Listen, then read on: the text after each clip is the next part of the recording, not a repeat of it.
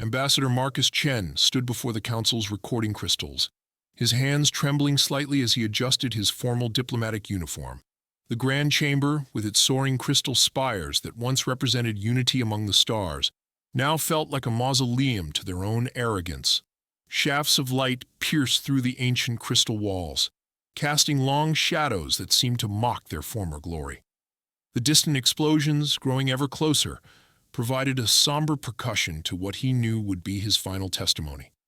"Let the records show," he began, his voice steady despite the chaos erupting outside, "that I, Ambassador Marcus Chen of the Galactic Diplomatic Corps, make this testimony of my own free will, knowing it may be my last official act."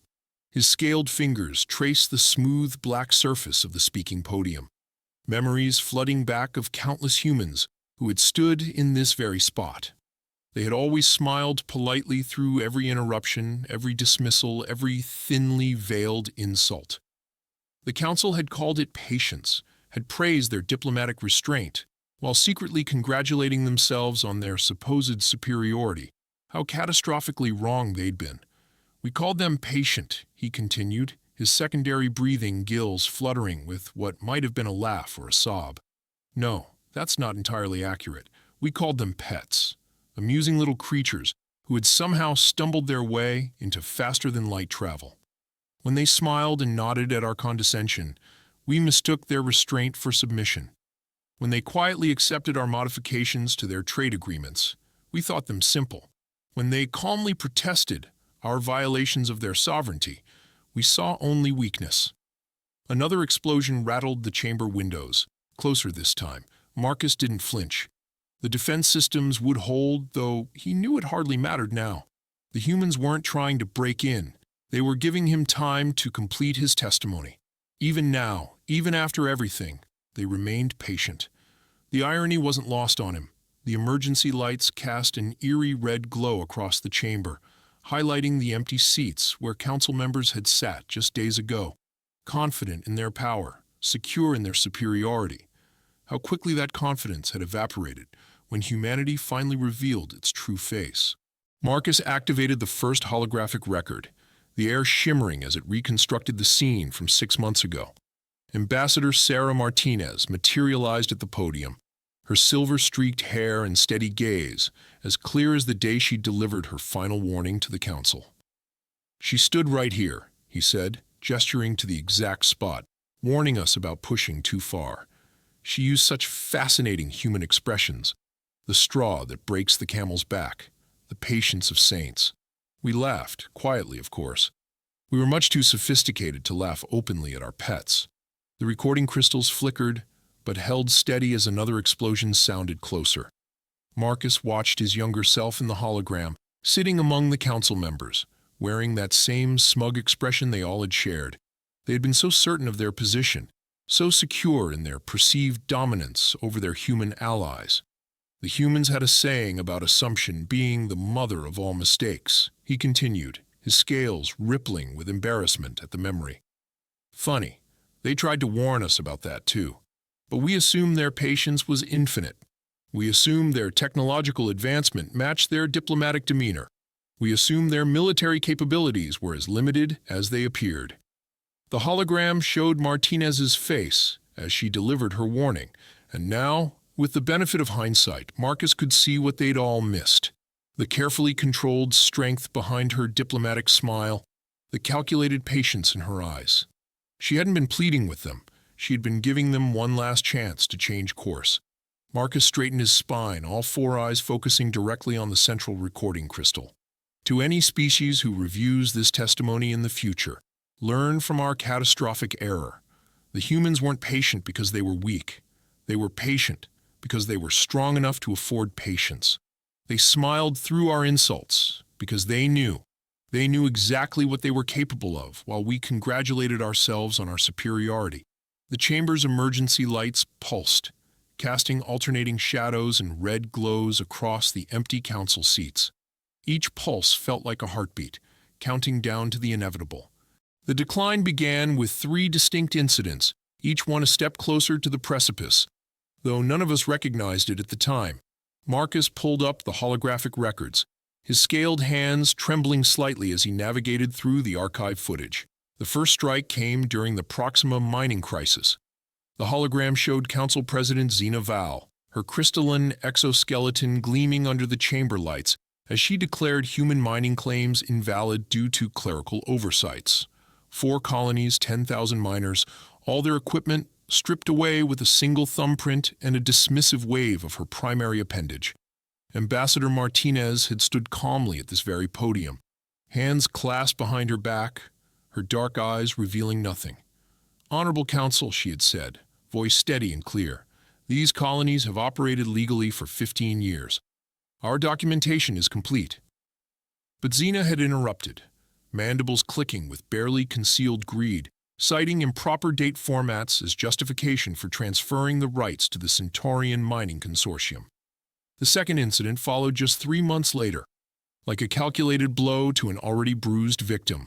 The Council's Transportation Authority, led by the ambitious Administrator Krell, reclassified 6 major trade routes through human space as restricted military corridors.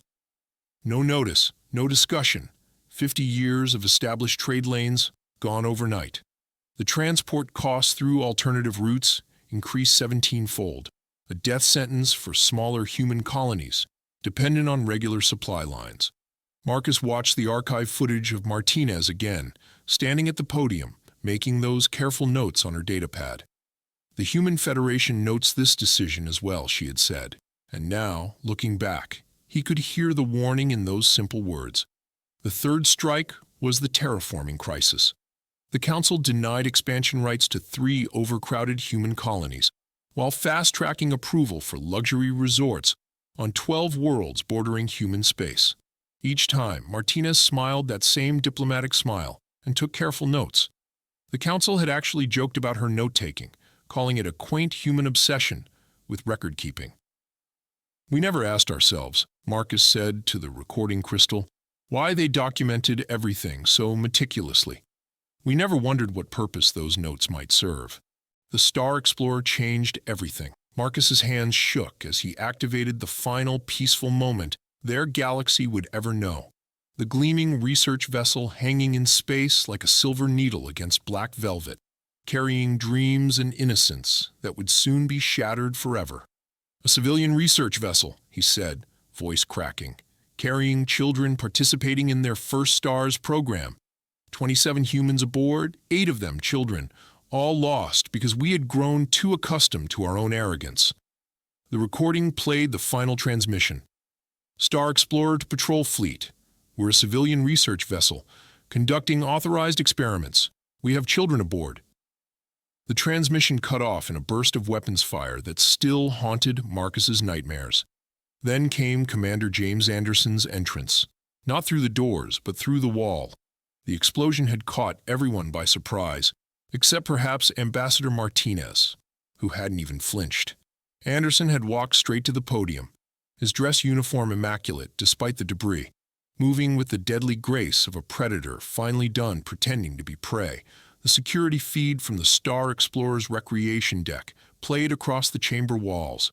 Children floating in zero gravity, laughing as they conducted their first space experiments, making notes about crystal formation and microgravity, small voices singing an old space song about reaching for the stars.